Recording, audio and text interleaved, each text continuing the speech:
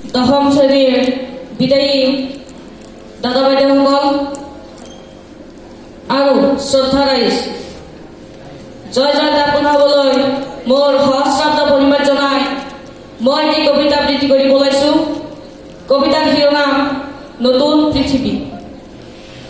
মানুহে কৰিব নোৱাৰা কাম কি আছে পৃথিৱীত? জয় কৰিছে মানুহে পৃথিৱী। মানুহৰ শব্দই ৰজন জনাই ব্যাকুলতাই আঁকোৱালি লোৱা এই মানুহৰ শব্দই জাগ্ৰত কৰে পৃথিৱী। হিটলাৰৰ শব্দই চিলাৰাৰ ৰাষ্ট্ৰই আৰু লাচিতৰ হেংনেঙেৰে প্লাবিত আজি পৃথিৱীৰ জয়ধ্বনি।